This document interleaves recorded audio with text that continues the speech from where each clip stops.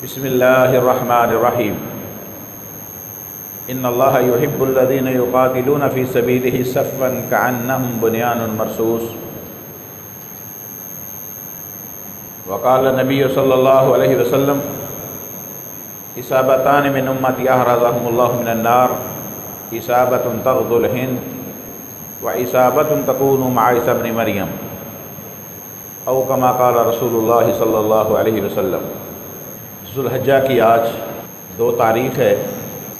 اسلامی کیلنڈر کے اعتبار سے یہ سال کا آخری مہینہ ہے اور یہ مہینہ حرمت والے مہینوں میں سے ایک مہینہ ہے۔ اس کے بعد محرم بھی حرمت والا، اس سے پہلے ذو القعدہ بھی حرمت والا۔ حرمت والا مہینہ جس میں اللہ تعالیٰ کہتا ہے ان عدت الشہور عند اللہ، اللہ کے ہاں کائنات کے نظام کو چلانے کے لیے جو اللہ نے ایک جدول مرتب فرمایا ہے، 12 شہرا فی کتاب اللہ، تو اللہ نے اس کائنات کے نظام کو چلانے کے لیے 12 مہینے مقرر کیے ہیں۔ منہا اربعۃ حرم، ان 12 مہینوں میں 4 حرمت والے مہینے اللہ نے مقرر فرمائے ہیں۔ ان 4 مہینوں میں یہ آخری مہینہ ہے سال کا جو حرمت والا ہے۔ محرم سال کا پہلا مہینہ ہے جو حرمت والا ہے۔ اس کا مطلب یہ ہے کہ اللہ پر جس قدر اللہ کا شکر ادا کریں، اللہ رب العزت نے مسلمانوں کے سال کا آغاز بھی حرمت والے مہینوں سے فرمایا، مسلمانوں کے سال کا اختتام بھی حرمت والے مہینوں سے فرمایا، اور عمل بھی حقیقت میں وہی قیمتی ہے کہ جو آخری انسان کا عمل ہو تو وہ ایمان کی بنیاد پر ہو، تقوی کی بنیاد پر ہو۔ جو آخری عمل انسان کا اچھا ہے تو اس کا انجام اچھا ہے۔ اگر زندگی بھر انسان نے اچھے اعمال کیے مگر آخری عمل اس کا برا ہے اور اسی پر اس کا انجام ہو جاتا ہے تو وہ برا ہے۔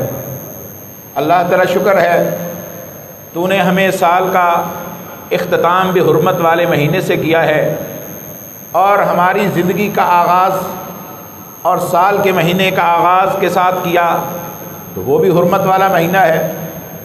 فرمایا کہ ان حرمت والے مہینوں میں کرنا کیا ہے۔ ظاہر ہے اس سے پہلے ہم رجب گزار چکے، ذو القعدہ گزار چکے، اب ہم تیسرے مہینے میں داخل ہو گئے ہیں۔ کیا حرمت والے مہینے میں کوئی نیا کام بھی کیا ہم نے؟ کچھ ہماری زندگیوں میں تبدیلی آئی، کوئی فرق پڑا، کوئی محسوس ہم نے کیا یا کروایا کہ حرمت والے مہینوں میں ہیں ہم آج کل، یا عام روٹین کے مہینوں کی طرح، عام روٹین کے ہفتوں کی طرح، عام روٹین کے دنوں کی طرح، عام روٹین کے پہروں کی طرح ہم نے یہ وقت بھی ضائع کر دیا؟ حرمت والے مہینے کے بارے میں قرآن کہتا ہے منہا اربعۃ حرم ذالک دین القیم، فرمایا کہ 4 حرمت والے مہینے ہیں اور یہی اللہ کا پختہ دین ہے۔ اس میں کیا کرنا ہے؟ فلا تظلموا فیہن انفسکم، اپنے اوپر کوئی ظلم نہیں کرنا، اپنے اوپر ظلم نہ کرنا۔ اس سے مراد سب سے بڑا چوٹی کا ظلم تو شرک ہے۔ ان الشرک لظلم عظیم، شرک بہت بڑا ظلم ہے، ظلم عظیم ہے۔ اس لیے آپ نے نہ تو وہ شرک کرنا ہے اور نہ اپنے گھر والوں کو کرنے دینا ہے، نہ اپنے دوستوں کو کرنے دینا ہے، اور اب ویسے بھی معاشرتی طور پر، معاشی طور پر بھی نہ ظلم اپنے اوپر کرنا ہے، نہ پڑوسیوں پر کرنا ہے، نہ اپنے دوستوں ہم وطنوں پر کرنا ہے۔ کسی قسم کا ظلم، چاہے وہ اعتقاد کا ہو، چاہے وہ اللہ کی توحید میں شرک ہو، چاہے وہ رسول اللہ کی اتباع میں شرک ہو کہ کسی اور کی اتباع کو بھی ضروری قرار دیا جائے۔ جس طرح توحید کے اندر شرک حرام ہے، اسی طرح شرک پھر رسالہ بھی حرام ہے، اسی طرح دکھلاوے کا رزق بھی حرام ہے۔ جو عمل کیا جائے اللہ کے لیے خاص کیا جائے، کسی کی اللہ کے علاوہ کسی ذات کے لیے وہ عمل نہ کیا جائے کہ وہ ذات میرے عمل کو دیکھ کر مجھ سے خوش ہو جائے۔ اگر وہ کسی ذات کے لیے کیا ہے تو وہ اللہ کے لیے عمل نہیں ہے، وہ شرک ہو گیا ہے۔ اس لیے میرے بھائیو فلا تظلموا فیہن انفسکم وقاتلوا المشرکین کافہ کما یقاتلونکم کافہ۔ قرآن کہتا ہے کہ مشرکوں کے ساتھ سارے مل کے تم لڑنا، جس طرح وہ تمہارے ساتھ مل کے لڑتے ہیں تم بھی ان کے ساتھ لڑنا۔ ویسے عربوں کے ہاں اسلام سے پہلے بھی یہ طریقہ تھا کہ وہاں ان مہینوں کے اندر مشرکین بھی ان 4 مہینوں کی عزت، حرمت، وقار کا خیال رکھتے ہوئے لڑائیاں تک نہیں لڑتے تھے، جنگیں نہیں لڑتے تھے۔ مگر قرآن کیا کہتا ہے؟ قاتل المشرکین کافہ کما یقاتلونکم کافہ۔ ویسے عمومی طور پر حکم یہ ہے ان 4 مہینوں میں جنگ نہیں لڑنی، کسی سے جھگڑا نہیں کرنا، اور اگر وہ تمہارے ساتھ لڑیں تو پھر کیا کہا؟ قاتل المشرکین کافہ، پھر سارے مل کے لڑنا۔ پھر کوئی اہل حدیث، کوئی دیوبندی، کوئی بریلوی، کوئی چشتی، کوئی قادری، کوئی مسلمان، کوئی غیر مسلم نہیں، بلکہ سارے مل کر پاکستان کے لوگ اگر تمہارے اوپر جنگ مسلط کی جائے تو سارے مل کے لڑو۔ کم از کم مسلمان تو اکٹھے ہو جاؤ جن کا دعویٰ ہے کہ ہمارا ربنا واحد، قبلتنا واحد، کتابنا واحد، رسولنا واحد، جن کا یہ عقیدہ ہے ہمارا رب ایک ہے، ہمارا رسول ایک ہے، ہمارا قبلہ ایک ہے، ہماری کتاب ایک ہے۔ اس لیے کم از کم وہ سارے اکٹھے ہو جاؤ، کافتن کما یقاتلونکم کافہ، جس طرح وہ سارے مل کے تمہارے ساتھ لڑیں تم سارے مل کے ان کو جواب دو۔ یہ اللہ کا حکم ہے۔ حرمت والے مہینوں کا پروٹوکول یہ ہے کہ آپ ان کے اندر نہیں لڑو گے، اگر تمہارے ساتھ کوئی لڑے تو مل کے لڑو۔ یہ ان 4 مہینوں کا تمہیں یہ تبلیغ ہے، یہ دعوت ہے، یہ تمہیں فکر اللہ رب العزت دے رہا ہے۔ اور قرآن نے کیا کہا؟ ان اللہ یحب الذین یقاتلون فی سبیلہ صفا۔ وہ لوگ اللہ ان سے بڑا پیار کرتا ہے جو اللہ کے راستے میں لڑتے ہیں۔ کیسے؟ صفا، صف باندھ کے لڑتے ہیں۔ صف کیسی ہو؟ کأنہم بنیان مرصوص، جس طرح سیسہ پلائی دیوار ہو، اس کے اندر سوراخ نہیں، اس کے اندر دراڑ نہیں، اس کے اندر فرق نہیں۔ قربان جائیں، یہ سورہ صف ہے۔ صف جو یہ صفیں بنی ہوئی ہیں، کس طرح صفیں ترتیب کے ساتھ سیدھی سیدھی صفیں ہوتی ہیں۔ صف وہی ہوتی ہے جو سیدھی ہو، جو ٹیڑھی ہو وہ صف ہو سکتی؟ بولو، وہ صف ہو سکتی؟ وہ صف نہیں ہو سکتی۔ صف ہمیشہ سیدھی ہوتی ہے۔ مطلب یہ تمہارا عقیدہ بھی سیدھا، تمہارا چہرہ بھی اللہ کی طرف، قبلہ کی طرف سیدھا ہو، تمہاری سوچ بھی سیدھی ہو، تمہارا اعتقاد بھی سیدھا ہو۔ تم صراط مستقیم پر چلنے والے اگر ہوگے تو تمہارا اللہ کی طرف توجہ بھی بالکل سیدھی ہو، تمہارے چہرے کا رخ بھی اللہ کی طرف ہو، تمہارے دلوں کا رخ بھی اللہ کی طرف ہو، تمہاری نیت کا جو ہے رضا الہی کے لیے بالکل درست ہونی چاہیے۔ صفن کأنہم بنیان مرصوص، وہ ایسی صف ہو جیسے سیسہ پلائی ہوئی دیوار ہو۔ اللہ کہتا ہے یحب الذین یقاتلون، میں ایسے لوگوں سے پیار کرتا ہوں۔ اے اللہ تو کن سے پیار کرتا ہے؟ کہا جب میرا نبی بدر کے اندر صفیں بنا رہا تھا، میرے نبی کے ہاتھ میں ایک چھڑی ہے اور آپ چھڑی سے لوگوں کی صفوں کو سیدھا کر رہے ہیں۔ کہا جب میرا نبی صفیں سیدھی کروا رہا تھا، یحب الذین، میں نبی سے پیار کرتا ہوں کہ وہ صفیں سیدھی کرواتا ہے جن کی صفیں سیدھی اللہ کروا رہا ہے۔ کہا یحب الذین، میں ان سے راضی ہو گیا جنہوں نے نبی کے ہاتھ پر بیعت کر کے اسلام کی صف میں آ گئے۔ اللہ کہتا ہے یحب الذین، میں ان سے بھی پیار کرتا ہوں جو میرے نبی کے کہنے پر احد میں آئے، کہا یحب الذین، جو خندق میں آئے، کہا یحب الذین، جو خیبر میں گئے، کہا یحب الذین۔ میرا نبی کہ اللہ رب کہتا ہے کہ جو احد میں گئے، اللہ کہتا ہے یحب الذین، جو یرموک میں گئے، اللہ کہتا ہے یحب الذین۔ کیوں اللہ تو پیار کرتا ہے؟ کہا یقاتلون فی سبیل اللہ، ارے یہ اپنی ذات کے لیے نہیں لڑتے، خاندان کے لیے نہیں لڑتے، صوبے کے لیے نہیں لڑتے، زبان کے لیے یہ نہیں لڑتے، اپنے مفادات کے لیے نہیں لڑتے، یہ تو یحب الذین یقاتلون فی سبیل اللہ، یہ اللہ کے راستے میں لڑتے ہیں کہ الہ کلمت اللہ بلند ہو جائے، اللہ کا نام کائنات کے اندر غالب آ جائے، اللہ کا حکم پوری کائنات کے اندر غالب آ جائے، دین اسلام غالب آئے، لیظہرہ علی الدین کلہ، یہ ساری کائنات کے اوپر، چاہے مشرق ہے، مغرب ہے، شمال ہے، جنوب ہے، امریکہ ہے، افریقہ ہے، فرمایا کہاں جہاں بھی کائنات کے اندر جو ایک ایک ذرہ ہے، ان کی ارادہ یہ ہے، ان کی خواہش یہ ہے کہ اللہ کا دین غالب آ جائے۔ یحب الذین یقاتلون، یہ لوگ جو سوچ رکھتے ہیں میں عرش والا رب ان سے پیار کرتا ہوں، یہ ہے یحب الذین یقاتلون۔ پچھلے دنوں 4 دن کی جنگ لگی، 6 اور 7 کی رات کو ہمارے اوپر حملہ کیا گیا اور 10 کی صبح کو جب جواب دیا گیا، 1-1.5 گھنٹے کے جواب میں انڈیا والوں کے پتے پانی ہو گئے۔ اب انہوں نے اپنے آپریشن کا نام رکھا سندور، انہوں نے اپنے آپریشن کا نام رکھا بنیان مرصوص۔ سندور اور مرصوص کیا ہے؟ سندور وہ ہوتا ہے جو شادی شدہ عورت کے پیشانی پر ایک کلر لگا دیا جائے، پہچانو کہ یہ شادی شدہ ہے۔ اب اس کی تاریخ یہ ہے، جب غوری، غزنوی، ابدالی، ترک مسلمان کمانڈر یہاں خراسان سے ادھر سے آتے، ہند میں آتے اور ہند میں آ کر ہندوؤں کے ساتھ لڑتے اور ان کو تہو بالا کرتے، جو مال ہاتھ آتا اسے مال غنیمت بناتے، ان کی عورتوں کو لونڈیاں بناتے، ان کو غلام بناتے ہندوؤں کو۔ اب آہستہ آہستہ ہندوستان کی چولیں ہل گئی، ہندوستان برباد ہونے لگا۔ جو کمانڈر آتا وہ اٹیک کرتا اور اٹیک کر کے ان کے مال جان ہر چیز کو برباد کرتا، جو بچ جاتا وہ مال غنیمت کے طور پر لے جاتے۔ آج ہمیں تاریخ نے یہ کہا وہ لٹیرے تھے۔ ہمارے وزیر دفاع جیسے جاہل لوگ بھی کہنے لگے محمود غزنوی ایک لٹیرا تھا، وہ لوٹر تھا۔ ان کمبختوں کو کیا خاک پتہ ہے اسلام کی تاریخ کیا ہے؟ میرے بھائیوں، حقیقت میں وہ غوری، وہ غزنوی، وہ ابدالی، وہ ترک وہ تھے یحب الذین، جن سے اللہ پیار کرتا تھا۔ اللہ بار بار ان کو موقع دیتا ہے۔ حدیث میں آتا ہے جو یہ بندہ چاہتا ہے کہ اسے پتہ چلے کہ اس کا پہلا عمل قبول ہوا کہ نہیں ہوا، جس کا عمل قبول ہوتا ہے اللہ دوبارہ اسے وہ کام کرنے کی توفیق بخشتا ہے۔ جس کے روزے قبول وہ دوبارہ روزے رکھتا ہے، جس کی نماز قبول وہ دوبارہ نماز پڑھتا ہے، جس کی قربانی قبول وہ دوبارہ قربانی کرتا ہے، جس کا عمرہ حج قبول وہ دوبارہ حج عمرے کی دعائیں کرتا ہے، کیونکہ پہلے کے ساتھ اللہ نے اس کا تعلق بنا دیا ہے، کل بھی تعلق جوڑ دیا ہے۔ یہی وجہ ہے جتنے لوگ حج عمرے کے اوپر جاتے ہیں وہاں جا کر جو بھی دعائیں مانگتے ہیں ان میں ایک دعا ضرور کرتے ہیں، یا اللہ زندگی بھر یہاں آنے کی توفیق دینا، بار بار حج عمرے کی توفیق دینا۔ وجہ یہ ہے کہ اللہ نے ان کا وہ عمل قبول کر لیا ہوتا ہے، اور جن کا وہ عمل قبول نہیں ہوتا وہ کہتے وہاں جا کے بڑی تھکاوٹ ہوتی ہے، بڑی فٹیگ اٹھانا پڑتی ہے، بڑے دھکے کھانے پڑتے ہیں، وہ دوبارہ جانے کی نہیں سوچتا۔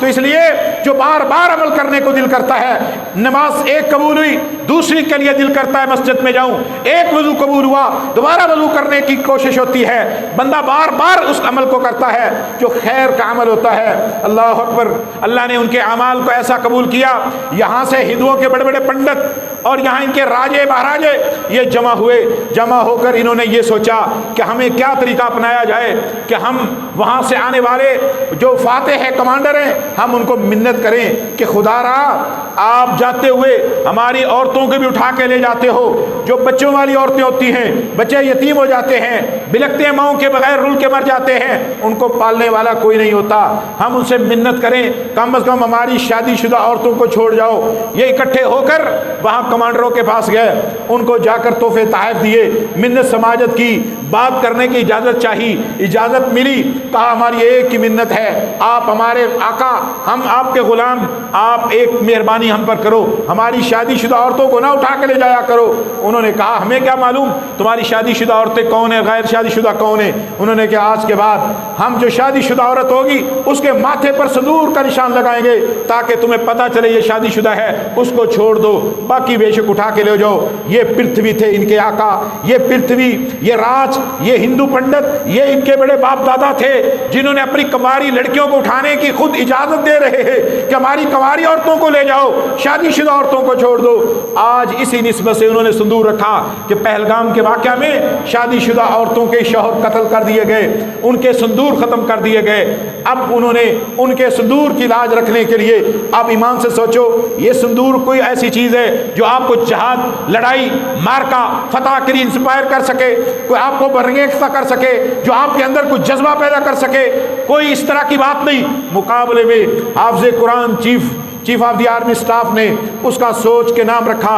جب مظفر آباد کی ایک مسجد بلال مسجد کے اندر یہاں ماتھے پر لکھا ہوا تھا ان اللہ یحب الذین یقاتلون فی سبیل صفا کانہم بنیان مرصوص، جب اس کی تصویریں سامنے آئیں تو فوجی اداروں کے اندر تصویریں نوٹ کی گئیں، دیکھی گئیں، سورہ صف کی یہ آیت لکھی ہوئی ہے، ساری مسجد جو ہے وہ ٹوٹ گئی مگر وہ قرآن کی آیت سلامت کھڑی ہے۔ انہوں نے کہا اس سے بہتر اور کیا نام ہو سکتا ہے؟ اللہ کہتا ہے میرے راستے میں جہاد کرو، میں جہاد کرنے والے سے پیار کرتا ہوں، مگر وہ کن لوگوں سے پیار کرتا ہوں جو سیسا پلائی ہوئی دیوار بن کے کرتے ہیں۔ ہمیں اس کا نام یہیں سے لینا ہوگا، قرآن سے۔ حافظ قرآن نے قرآن سے اس کا نام لیا، بنیان مرصوص، سبحان اللہ، کیسی صف بندی ہوئی پھر کہ ہم اختلافات کا شکار تھے، ہم اکٹھے ہو گئے، سیاسی اختلافات تھے، ہم اکٹھے ہو گئے، پرائمری اسکول سے لے کر یونیورسٹی کے طلبہ تک سب اکٹھے ہو گئے، یہاں پاکستان کے اندر رہنے والے اقلیتیں بھی ساتھ اکٹھی ہو گئی، ہر طبقہ کے لوگ اکٹھے ہو گئے،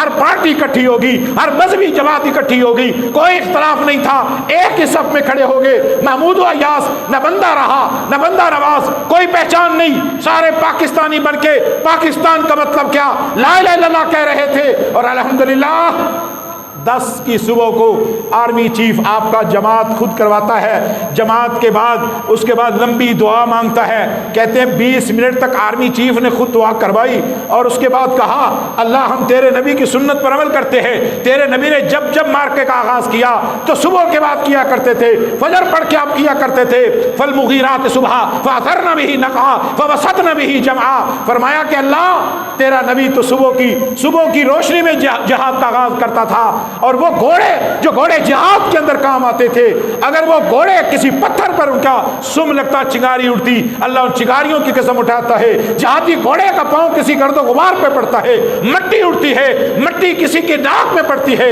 اللہ اس ناک میں پڑنے والی مٹی کی قسم اٹھاتا ہے، اللہ مجاہدوں کے مارکے کے صبح کے وقت کی قسم کھاتا ہے، کہا اللہ ہم تیرے نبی کی سنت پر عمل کرتے ہوئے صبح کے وقت مارکا شروع کر رہے ہیں، ایک فتح بن گیا، دو فتح بن، دوسرا فتح بن گیا، اور چند گھنٹے کی لڑائی نے ان کے گھٹنے ٹیکنے پر مجبور کر دیا، ادھر پاکستانی قوم نے کانم بنیان مرصوص کی تصویر کو پیش کیا، ادھر مودی کے، ادھر وہ مودی نہیں موزی ہے، وہ نریندر نہیں سرنڈر ہے، وہ سرنڈر موزی ایسا ہوا کہ اپنے آقا کو منتیں کرتا ہے، خدا را 4S-400 بھی برباد ہو گیا، اودھمپور کی ان کی جو ہے ایئرپورٹ وہاں کھڑے جہاز برباد، اسلحہ ٹیپو برباد، ان کے ساتھ ساتھ جہاز جو ہے وہ مارے گئے، 71 کی جنگ کے اندر 17 دن جنگ رہی، اتنا بارود اور اتنا ہندوستان کا نقصان نہیں ہوا جو اللہ رب العزت نے صرف صبح کے بعد جو حملہ ہوا 1-1.5 گھنٹے کے اندر اللہ رب العزت نے ہندوستان کا نقصان کر دیا، صرف 1.5 گھنٹے کے اندر۔ اللہ کہتا ہے تم کانم بنیان مرصوص بن جاؤ، فتح میں تمہیں دوں گا، اللہ وہ ہم سے 8 گنا بڑے، اللہ ان کی ایئر فورس ہم سے 5 گنا بڑی، ان کی فوج ہم سے 3 گنا بڑی، ہتھیار وسائل ان کے پاس، اللہ امریکہ فرانس سارا یورپ آسٹریلیا روس اس کے ساتھ، اللہ کہتا ہے کم من فئۃ قلیلۃ غلبت فئۃ کثیرۃ باذن اللہ، یہ نہ کبھی سوچنا ان کے پاس کیا ہے تمہارے پاس کیا ہے، ہمیشہ سوچنا ان کے پاس جو مرضی ہے تمہارے پاس تمہارا رب ہونا چاہیے، اگر تمہارا رب تمہارے ساتھ ہے تو فرمایا کم من فئۃ قلیلۃ غلبت فئۃ کثیرۃ باذن اللہ، پھر چھوٹے چھوٹے گروہوں کو بڑے بڑی فوجوں پر غالب کر دینا باذن اللہ۔ کس کا کام ہے؟ بولو کس کا کام ہے؟ سارے بولو کس کا کام ہے؟ اللہ کا کام ہے، تو پھر شکر کس کا ادا کرنا چاہیے؟ بولو کس کا ادا کرنا چاہیے؟ سکول کے بچے پاکستان کا مطلب کیا لا الہ الا اللہ کہہ رہے ہیں، شکر کس کا ادا کرنا چاہیے؟ یونیورسٹی کے بچے پاکستان کا مطلب کیا لا الہ الا اللہ کہہ رہے ہیں، بتاؤ شکر کس کا ادا کرنا چاہیے؟ کیونکہ یہ ملک لا الہ کے نام پر بنا تھا، یاد رکھو لا الہ اگر بچے گا تو یہ ملک بچے گا، لا الہ بچے گا تو صوبے بچیں گے، لا الہ بچے گا مسجدیں بچے گی، لا الہ بچے گا مدرسے بچیں گے، لا الہ بچے گا تمہارے مدارس بچیں گے، لا الہ بچے گا تمہارے حکمران بچیں گے، تمہارے کاروبار بچیں گے، تمہارے ادارے بچیں گے، تمہاری فوج بچے گی۔ وہ فوج اسی لیے پوری دنیا کی آنکھوں میں کٹکتی ہے کہ ان کے دروازوں کے اوپر لکھا ہوتا ہے ایمان، تقوی، جہاد فی سبیل اللہ۔ بتاؤ دنیا کی کوئی اسلامی فوج بھی ایسی نہیں کہ جن کے ماتھے کے اوپر ایمان، تقوی، جہاد فی سبیل اللہ لکھا ہو؟ کوئی دنیا میں فوج ہے؟ بولو۔ آپ لوگ بولتے نہیں ہیں، پتہ نہیں یہاں انڈیا قریب ہے اس کا اثر ہے کہ ویسے ہی آپ کو عادت نہیں ڈالی گئی، عادت نہیں ڈالی گئی میرے خیال میں۔ میں آپ کو مسئلہ یہ بھی ایک سمجھا دیتا ہوں، خطیب اپنے عوام سے مخاطب ہو سکتے ہیں، عوام بھی خطیب سے سوال کر سکتے ہیں۔ حدیث میں آتا ہے رسول اللہ ممبر پر کھڑے ہیں، آپ ممبر پر کھڑے، ایک صحابی آئے، یا رسول اللہ مال تباہ ہو گئے، یا رسول اللہ فصلیں تباہ ہو گئی، مویشی مر رہے ہیں، قحط سالی ہے، دعا کریں۔ کھڑا ہو کر وہ یہ سوال کر رہا ہے، خطبہ جاری ہے، آپ نے اس کی بات کو سنا، آپ نے اس کو جواب دیا، آپ نے بھائی کھڑے کھڑے بارش کے لیے دعا مانگی، جمعہ ابھی ختم نہیں ہوا، زارو قطار اس طرح بارش برسی، اس طرح زارو قطار بارش برس رہی ہے، یہاں تک کہ صحابہ بڑی مشکل سے گھروں میں داخل ہوئے۔ ایک اور صحابی آیا، آ کر بیٹھ گیا، آپ نے فرمایا اتصلی رکعتین، تو نے 2 رکعتیں پڑھ کے بیٹھے ہو؟ اس نے کہا نہیں، فرمایا قم فصلی رکعتین، کھڑے ہو کر نماز پڑھو۔ پتہ چلا خطیب مقتدی سے مخاطب ہو سکتا ہے، مقتدی خطیب سے مخاطب ہو سکتا ہے، اس لیے یہاں چپ بیٹھ کر سونے کی بجائے خطیب کی آنکھوں میں آنکھیں ڈال کے خطبہ سنا کریں۔ ہفتے کے بعد ہم نے 8 دنوں کے بعد آنا ہوتا ہے، 8 دن سوشل میڈیا پر برائی، بے حیائی، بے راہ روی دیکھی جاتی ہے۔ الیکٹرانک میڈیا، پرنٹ میڈیا ہماری تربیت کرتا ہے۔ ہندوستان بڑا طاقتور ہے، ہندوستان کے بعد بڑے وسائل ہیں، ان کے ساتھ وہ ہے، ان کے ساتھ وہ ہے۔ مجاہد کہتے تھے ان کے پاس کچھ بھی نہیں ہے، اللہ کہتا ہے اِنَّا لَنَنصُرُ رُسُلَنَا وَالَّذِينَ آمَنُوا مَعَهُ، ہم اپنے نبیوں کی مدد کریں گے، نبیوں پر ایمان لانے والوں کی مدد کریں گے، یہ اللہ کا وعدہ ہے۔ اِنَّا لَنَنصُرُ رُسُلَنَا وَالَّذِينَ آمَنُوا، ہم رسولوں کی بھی مدد ضرور کریں گے، ان پر ایمان لانے والوں کی بھی کریں گے۔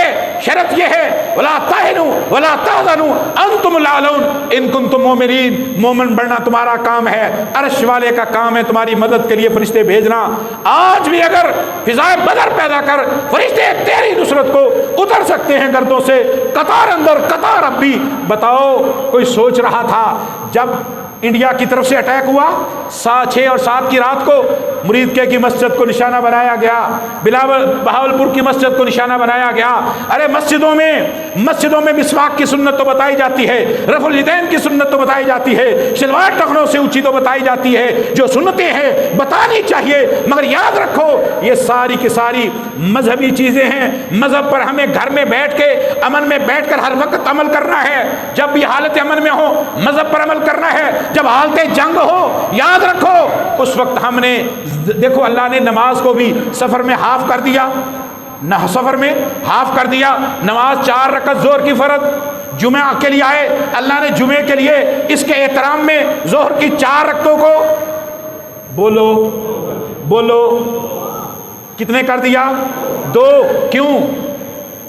کیوں کر دیا؟ میرے بندوں نے آج ایکسٹرا ٹائم دیا ہے، اللہ تعالیٰ کنسیشن دیتا ہے 4 کی بجائے 2 پڑھ لو، میں تمہیں 4 سے زیادہ اجر عطا فرماؤں گا۔ یا اللہ سفر بھی ہے، دشمن بھی سامنے ہے، مارکا جاری ہے، اب 2 رکعتیں پڑھیں، کہا نہیں، چلتے پھرتے 1 رکعت پڑھ لو، میں تمہارے امن کی حالت میں فرضوں سے زیادہ ثواب عطا کروں گا۔ کتنی رکعتیں؟ بولو کتنی رکعتیں؟ 1۔ سبحان اللہ۔ سفر میں پہلے میں اکاڑا سے یہاں آیا، 4 سے 2 رکعتیں ہو گئی، میرے لیے عصر کی 2 رکعتیں، آپ کے لیے 4، کیونکہ مقامی اگر ہم جہاد میں چلے جائیں وہ 2 بھی اللہ نہیں رکھتا۔ اللہ کہتے ہیں تیرا اصل مشن کیا ہے؟ کأنہم بنیان مرصوص، اس لیے کہ تمہیں سیسا پلائی ہوئی دیوار بن گیا ہے، اب تو سیسا پلائی ہوئی دیوار بن گیا ہے، تو چلتے پھرتے لڑتے پھرتے زخمی ہوتے گرتے کھڑے ہوتے 1 رکعت بھی پڑھ لے گا، تیرا منہ ادھر نہیں ادھر ہو گیا، تیرا رکوع پورا ہوا نہیں ہوا، تیری تسبیحات پوری نہیں ہوئی، کوئی بات نہیں۔ اللہ کہتا ہے یحب الذین، میں تب بھی تجھ سے پیار کرتا ہوں، تو نے غلبہ دین کے لیے باہر نکل آیا۔ نماز کا مقصد غلبہ دین تھا، حج کا مقصد غلبہ دین تھا، روزے کا مقصد غلبہ دین تھا، زکوٰۃ کا مقصد غلبہ دین تھا، صدقے کا مقصد غلبہ دین تھا، مسجد و مدرسے کا مقصد غلبہ دین تھا۔ آج ہر چیز سے آگے نکل کے تو غلبہ دین کے لیے جان پیش کرنے کے لیے باہر آ گیا ہے۔ اللہ کہتے تیری اس 1 رکعت کو میں 4 رکعتوں پر بھی فضیلت عطا کر دوں گا۔ بتاؤ کسی اور عمل میں اتنی کنسیشن ہے؟ یہ صرف جہاد ہے جس کے اندر 4 رکعتیں بھی 1 رہ گئی، 4 رکعتیں بھی 1 رہ گئی۔ تم حج میں جاؤ، حج میں عرفات میں آپ نے ظہر اثر جمع کی، 2 رکعتیں کتنی 2 رکعتیں۔ کچھ لوگ وہاں جا کے کہتے نہیں ہم تو پوری پڑھیں گے، بھئی نبی نے 2 پڑھی تم کیوں 4 پڑھو گے؟ کہا بس ہمارا دل مطمئن نہیں۔ اور جن کا نبی کے طریقے پر دل مطمئن نہیں، اللہ ان کو ہدایت عطا فرمائے۔ ہم نبی کے طریقے پر مطمئن ہیں کیونکہ ہماری منزل رسول اللہ صلی اللہ علیہ وسلم کے ساتھ ملاقات ہے۔ اگر کوئی اب مجھ سے پوچھے کہ آپ جنت میں جانا چاہتے ہیں، اللہ کی قسم میں جنت میں اس لیے جانے کی خواہش کرتا ہوں، وہاں آمنہ کا لال ہوگا جس کی میں نے پیروی کی ہے، میں محمد رسول اللہ کو دیکھنا چاہتا ہوں، وہ کون سی ذات ہے جس ذات کے لیے میں رب کہے لامرو کا ہے محمد تیری عمر کی قسم ہے، میرا نبی مکہ میں ہو، اللہ کہتا لا اقسم بہذا البلد، مجھے مکہ شہر کی قسم اس لیے میرا محمد یہاں پیدا ہوا ہے، میرا نبی مدینہ میں جاتا ہے، میرا نبی بیت المقدس کی طرف منہ کر کے نماز پڑھتا ہے، دل میں خواہش آتی ہے اللہ میرے شہر مکہ کے خانہ کعبہ کو قبلہ بنا دے، اللہ کہتا ہے اے نبی تیرے دل میں خواہش آئی، میں نے تیرے دل کی خواہش کو پورا کرتے ہوئے میں نے تحویل قبلہ کر دیا تاکہ یہ دیکھوں تو بھی راضی ہو جائے، جو تیرے پیچھے پیچھے قبلہ تبدیل کر لیں میں اللہ اس سے بھی راضی ہو جاؤں۔ ہماری تو منزل ہی یہ ہے۔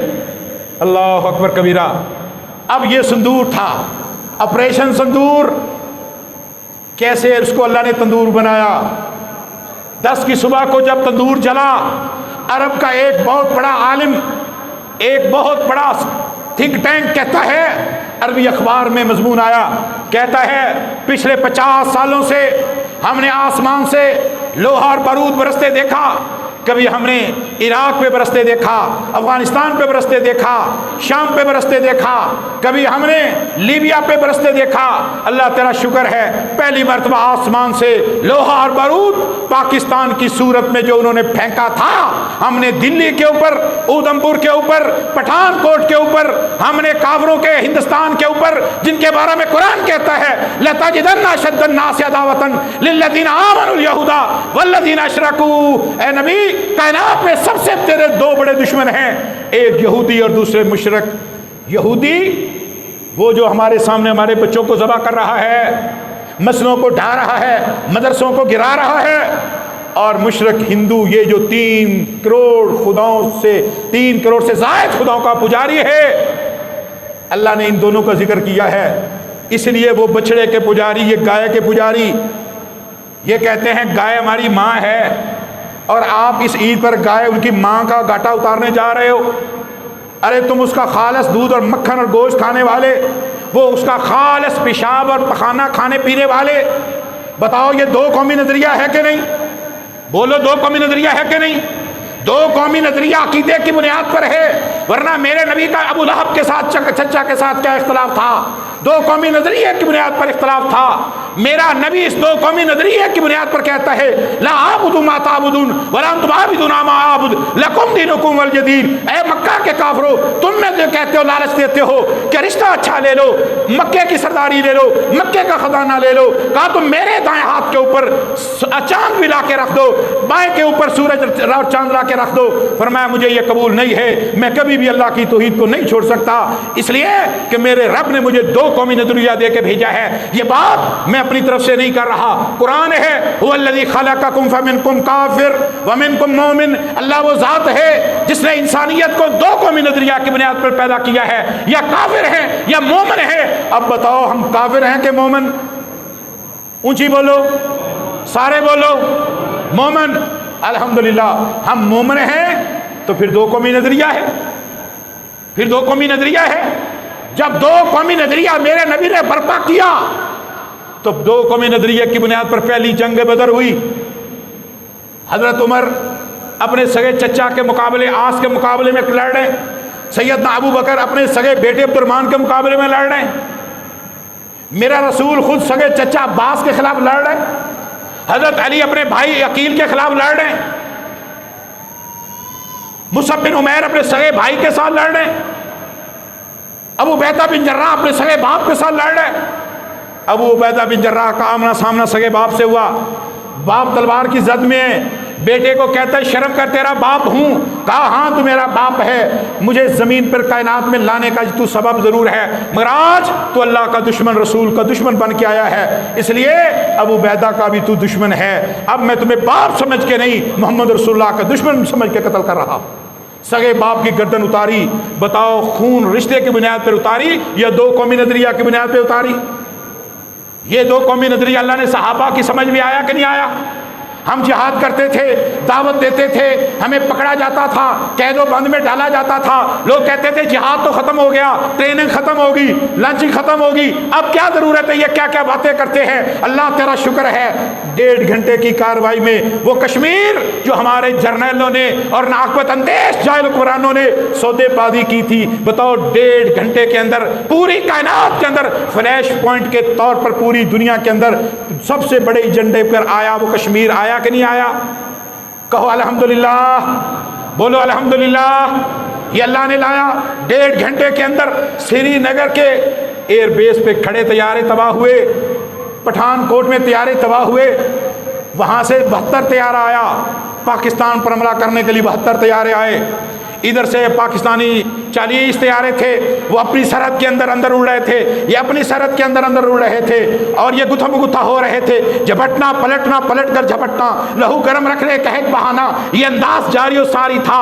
یہ انداز کم و بیش 40 سے لے کر 60 منٹ تک یہ فضا کے اندر جاری رہا۔ یہ ان کو حملہ کرنے کے لیے لاک کرتے، وہ لاک سے نکلتے، وہ ان کو لاک کرتے، یہ نکلتے۔ بالآخر ایک وقت ایسا بھی آیا، ہمارے پائلٹ نے اپنے چیف کو کال کر کے کہا کم از کم 15 جہاز میرے ٹارگٹ میں نے کر لیے ہیں، بتاؤ میں ان کو شوٹ کر دوں۔ اس نے ایک بات کہی، اتنا بڑا ٹارگٹ نہ اڑاؤ، تباہی مچ جائے گی، مگر کم از کم اتنے ضرور شوٹ کر دو کہ ایک زمین کا ایک ذرہ بھی ان کے جو ہے اس پر قبضہ نہ کر پائے، پاکستان کے اندر گھسنے کی کبھی سوچ نہ سوچے، مارو ان کو، گراؤ۔ قرآن کیا کہتا ہے؟ جہاں بھی کسی کافر کو تم پاؤ، فرمایا فقتلوہم واضربوہم، فرمایا کہ پکڑو ان کو، مارو، ان کی گردنوں کو کاٹو، کلہ بنان، ایک ایک جوڑ جوڑ ان کا کاٹو۔ اور وہ 7 طیارے، پہلے وہ ایک بھی نہیں مانتے تھے، پھر 1 مانا، پھر 2 مانے، پھر 3 مانے، 5 اب تک مان گئے۔ ہمارے لوگوں نے پہلے 5 کہے، پھر 6 کہے، پھر 7 کہے، اب تک وہ 5 مان گئے، انشاءاللہ 7 بھی مان جائیں گے۔ کہتے تھے پانی بند کریں گے، پانی بند کریں گے، پیاسے مر جائیں گے۔ یہ فرعونیوں کا کام ہے، ابو جہلوں کا کام ہے انسانوں پر پانی بند کرنا، ہے کہ نہیں؟ ہے کہ نہیں؟ تاریخ میں لکھا ہے کربلا والوں پر پانی بند کیا گیا، حقیقت اس کی کیا ہے اللہ کو معلوم ہے، مگر بتاؤ کبھی مومنوں پر پانی بند کرنے والے کامیاب ہوئے؟ چاہے کربلا میں کیا جائے، چاہے جہاں بھی کیا جائے، میرا تو وہ رب ہے کہ جو موسیٰ اور اس کی قوم کے لیے دریا کے اندر موٹر وے بنا دے، جو اللہ پانی کے اندر موٹر وے بنا دے، جو اللہ پتھر کو کہے فضرب بعصاک الحجر، اپنے ہاتھ میں جو چھڑی ہے اس کو مارو، مارنے سے پتھر سے پانی کے چشمے نکل آتے ہیں، کیا وہ اللہ ہمیں پانی نہیں دے گا؟ اللہ پانی دے گا۔ پانی تو ہمارے پاس اتنا آتا ہے، سیلاب بن جاتا ہے، ہماری تباہی مچ جاتی ہے۔ اور آپ کو مزے کی بات بتاؤں، ان کو گمان تھا، فرانس کے طیارے ہیں رافیل، کہتے ہیں اس کا نام ہے رافیل، رافیل، را انڈیا کی ایجنسی کا نام ہے، خفیہ ایجنسی کا را، آگے فیل۔ اللہ کہتا ہے تم میدان میں ڈٹ کے بنیان المرصوص کی تصویر پیش کرو، میں پوری دنیا میں را کو فیل کر کے ذلیل کر دوں گا۔ پوری دنیا میں را فیل ہوئی ہے کہ نہیں؟ فرانس والے روتے ہیں، کاش یہ طیارے پاکستان کو فری میں دے دیتے، آج عزت تو بن جاتی۔ واہ اللہ تیری شان۔ فرانس کہتا ہے فری دے دیتے تو اچھا تھا، ان سے پیسے دے کر طیارے بیچے، انہوں نے ذلیل کر دیا۔ اب پاکستان جو قرضوں میں ڈوبا ہوا، اختلافات میں ڈوبا ہوا، زبانی تعصبات میں ڈوبا ہوا، کہیں کوئی ناقابت اندیش جاہل بلوچ لڑ رہے ہیں، کہیں کوئی تحریک طالبان کے وہ بھٹکے ہوئے جاہل لڑ رہے ہیں، کہیں ہماری اپنے مقامی مفادات مطالب کی لڑائیاں، ان دنوں میں کوئی اٹیک نہیں ہوا، سارے لگ گئے جہاد کے لیے۔ ہم اس لیے کہتے تھے امت کو جہاد پر جمع کرو، امت کو جہاد پر جمع کرو، چوٹی کا یہ کام ہے۔ ایک شخص آیا کہنے لگا اللہ کے رسول میں لڑنا چاہتا ہوں، آپ نے فرمایا پہلے اسلام قبول کر۔ اس نے لا الہ الا اللہ پڑھا، سامنے مارکا جاری تھا، فقاتلا فقتلا، جا اسلام قبول کرتے ہی گیا، لڑا، لڑتے لڑتے شہید ہو گیا۔ آپ نے فرمایا اس نے عمل سب سے تھوڑا کیا مگر اللہ کی جنت میں سب سے پہلے داخل ہو گیا۔ یہ اتنا چوٹی کا کام ہے۔ حملہ ہم پر ہوا، شہید وہی لوگ ہوئے جو جن کو اللہ نے قبول کیا۔ مرید کے میں آپ کا بیٹا، آپ کے شہر کا بیٹا آپ جانتے ہیں، وہ وہاں پر موجود تھا، وہ وہاں پر موجود تھا۔ وہ مجھے کہتا ہے 11:15 بجے ہم اکٹھے بیٹھے تھے تینوں لوگ جو شہید ہوئے. 12 بجے میں اٹھ کے گھر گیا. 12:20 پر وہاں آ کر میزائل لگا. وہ 3 لوگ شہید ہوئے اور جس کو اللہ نے بچانا تھا وہ 20 منٹ پہلے اٹھ کے گھر چلا گیا. تمہارے گاؤں تمہارے شہر کا بیٹا 20 منٹ اس جگہ سے پہلے اٹھا. گھر بھی دور نہیں, قریب ہی گھر ہے, اللہ نے بچانا ہے. اور جو شہید ہو گئے وہ عظیم ہے, غزوہ ہند کے کام آ گئے. وہ غزوہ ہند کے شہید ہیں, عام شہید نہیں ہیں. رسول اللہ نے فرمایا صحابتان من امتی اعرضهم اللہ من النار, فرمایا میری امت کے 2 گروہ ایسے ہیں جو جہنم سے آزاد ہیں, بغیر حساب کتاب کے جنت میں جائیں گے. کون؟ تغزل ہند, ایک وہ گروہ جو ہند کے ساتھ لڑے گا, اور ایک وہ گروہ جو عیسیٰ علیہ السلام کے مل کے دجال کے خلاف لڑے گا. یہ بغیر حساب کے جنت میں جائیں گے.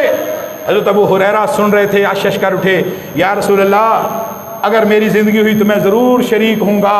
فرمایا ابو ہریرہ اگر تو اس میں شریک ہو سکا, شہید ہو گیا تو افضل ترین شہید ہوگا, اور بچ کے آ گیا تو افضل ترین غازی ہوگا. اس لیے اپنی نیتوں کو درست کرو, غلبہ دین کی نیت کو کرو, جماعت کے پشتی بان بنو, اپنے فوج کے ساتھ ڈٹ کے کھڑے ہو جاؤ. ووٹوں اور سیاست کے لالچ میں اپنی فوج کی مخالفت نہ کرو.